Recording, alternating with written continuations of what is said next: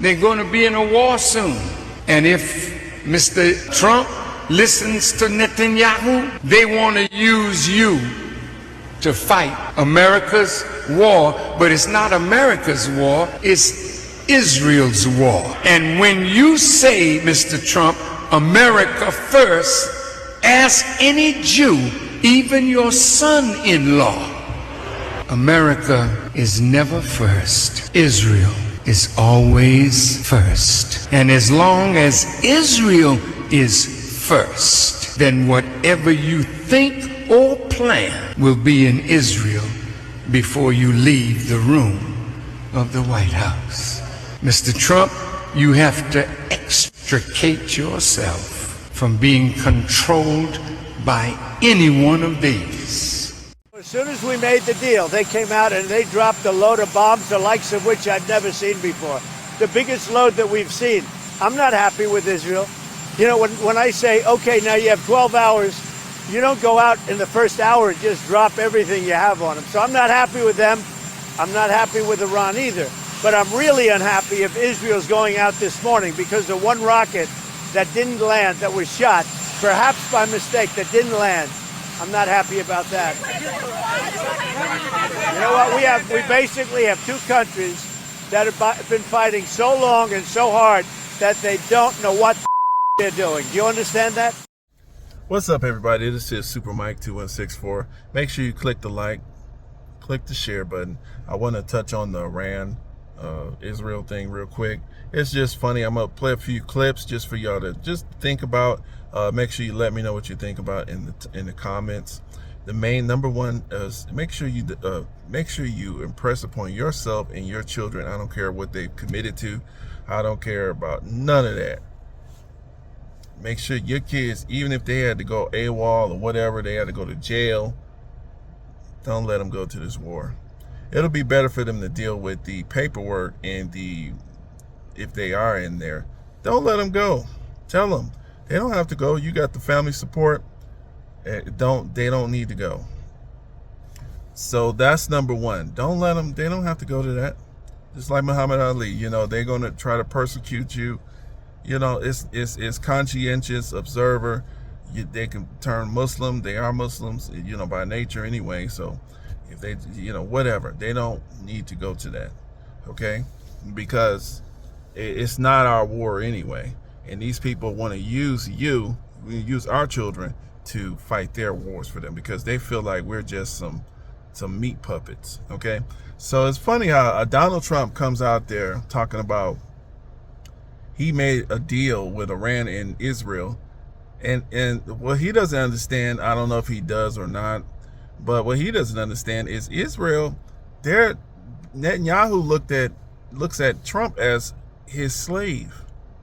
Okay, these people are trained and taught that they are the chosen, and they are taught and trained that you are their slaves. That's what they're taught. So is a slave gonna make a deal that a master has to submit to? No. So that's why as soon as he made this so-called deal, Iran will honor it.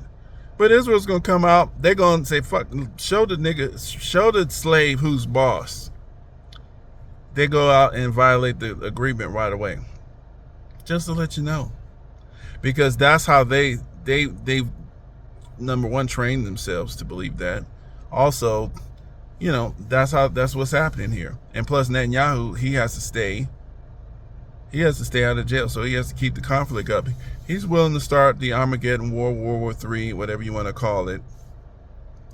But black folks in America especially, and black folks all over the world, you know, we in a special great position. You know, we don't have to go to that. Don't have to go. You can work on your family, let them go through their malarkey. Yeah, they can persecute you for a little bit. They will not survive in power. It'll be fine. You know, let them go through their stuff. And in a few years, we clear all that mess up. Don't let your kids go to that crap. So that's number one. I'll play a couple of clips. Like I said, Minister Farrakhan told us this a long time ago. We should be listening. We should be listening to the value and the wisdom of our elders. You know, one of the things about Black America, we have some elders that are so smart. They predicted a lot of this stuff. We've been trying to tell our own people, but not only our people, but white America. We've been telling them for centuries. Hey, this is how you treat people. Look at your Constitution. You got a good Constitution. You know, here's the spirit of the Constitution.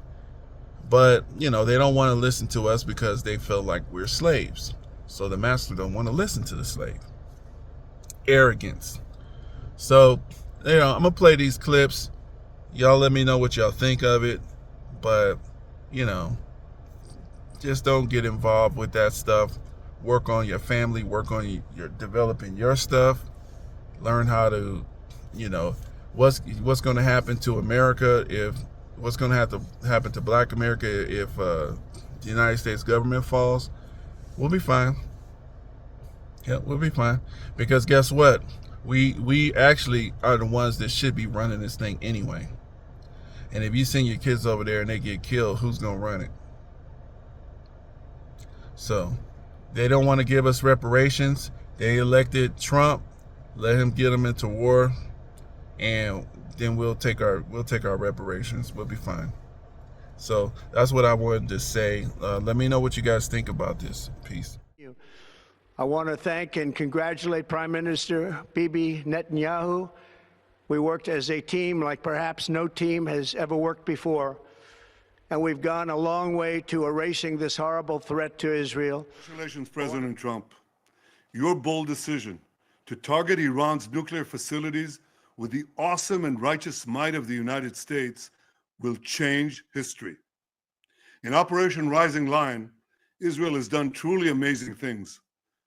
But in tonight's action against Iran's nuclear facilities, America has been truly unsurpassed. It has done what no other country on earth could do. History will record that President Trump acted to deny the world's most dangerous regime the world's most dangerous weapons. His leadership today has created a pivot of history that can help lead the Middle East and beyond to a future of prosperity and peace. President Trump and I often say, peace through strength. First comes strength, then comes peace. And tonight, President Trump and the United States acted with a lot of strength. President Trump, I thank you. The people of Israel thank you. The forces of civilization thank you. God bless America. God bless Israel. And may God bless our unshakable alliance, our unbreakable faith. That's basically your real president. Netanyahu is the real president of the Western world society. Western means white. Okay? Now you got to understand, there's these different interpretations of what Israel means. And the problem is now these same exact people over thousands of years, they have confused the minds and the interpretation of the people for the word of God. Basically, they've confused everybody. So a lot of people have a lot of different beliefs on what the thing should mean. But what's happening is these people are enforcing that meaning. So listen to this stupid Ted Cruz. If you will not stand with Israel and the Jews, then I will not stand with you. Thank you, and God bless you. But number two... Hold on. Hold on. You're a senator, and now you're throwing out theology, and I am a Christian, and I am allowed to weigh in on this. We are commanded as Christians to support the government of Israel? We are commanded to support Israel. And what does that mean, Israel? We're told those who bless Israel will be blessed. But hold on, define Israel. This is important. Are you kidding? This is a majority Christian country. Define Israel? Do you not know what Israel is? That would be the country you've asked like 49 questions about. And so, like I said, it's a theological question that combines with your policy making in your government. So what Tucker Carlson actually did is what a lot of us do not do properly, because he is making people define what Israel is to them. What is your concept here of this word? And what's happening is a lot of us believe just because we learned the way something supposed to mean the first way we learned how to use it is the way everybody's thinking. And that's not true. The Ayatollah is a religious zealot. He is a lunatic, but a particularly dangerous kind of lunatic because he's driven by religious fervor. If you will not stand with Israel and the Jews, then I will not stand with you. Thank you, and God bless you. The Ayatollah is a religious zealot because biblically we are commanded to support Israel. Because he's driven by religious fervor, we are commanded to support Israel. The Ayatollah is a religious zealot. If you will not stand with Israel and the Jews, then I will not stand with you. Thank you, and God bless you. I want you to listen to this Rabbi Shmuley, what he says he is Israel, okay? And you got to look at his interpretation. It is in the Bible, but a lot of us are not taught to read it like that. So listen to this person, and then you'll see it's a different interpretation here. I want you to know that I will die the way I was born, a believing Jew. That there is no power in the universe, including you, God, creator of heaven and earth, he who fills the infinite expanse of space. I, as a Jew, am stronger than you. My name is Israel, he who wrestles with God and is victorious. I will die with my faith intact. There is nothing you can do. I want you to know. So think about that, what this man said and what he believed. Now, most of us as black people, especially Hebrew Israelites, we would never say something like that, that we are more powerful than the creator of the heavens and the earth and the expanse of the universe, and we beating him, wrestling with God. But that's what's in the Bible. That's what Jacob did, and that's what he's claiming he is. See, a lot of us think that Israel was the good guy. And see, this is the confusion there. But their interpretation of Israel is not the good. The good was Esau. And see, you got a lot of Hebrew Israelites, you got a lot of Christians, you got a lot of people who are running around today, nowadays, they believe that Esau is the evil one. Now, we could argue this point till we blue in the face.